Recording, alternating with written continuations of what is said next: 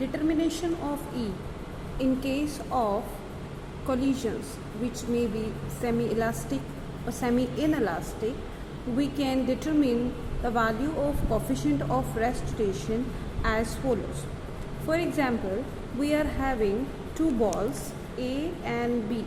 Let this is a ball A and this is another ball B which is hanged from a support, right? Now let we take this ball to a height h1. That this is the height h for the ball A, right?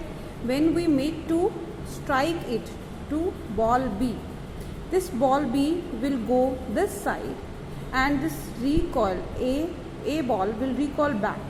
Okay, so in that case, let us take the first case. Let initially the ball B is at rest.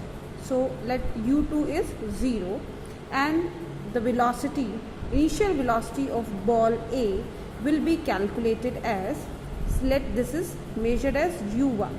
Now we can use the equation v square minus u square is equal to 2gh, and from that we can say u1 is equal to root of 2gh, where h is the height of the ball from the ground and u2 is equal to 0, which is the initial velocity of ball B.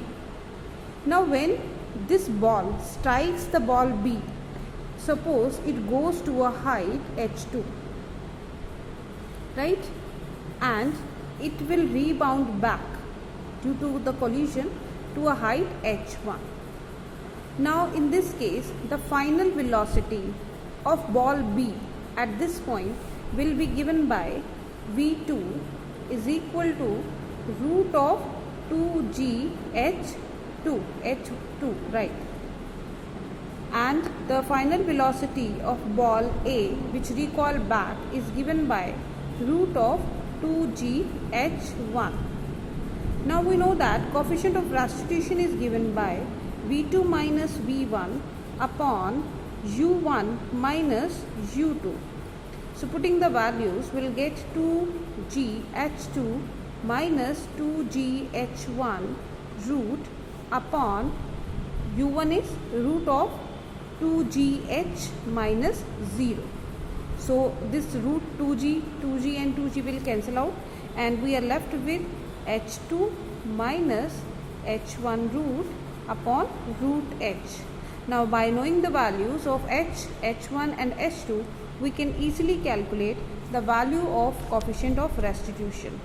And we also know that for perfectly elastic collision, the value of E is 1, and for perfectly inelastic collision, the value of E is 0. This is for elastic collision, and this is for the inelastic collision and inelastic collision. And for different collisions, the value of E, coefficient of restitution, can be calculated from this formula.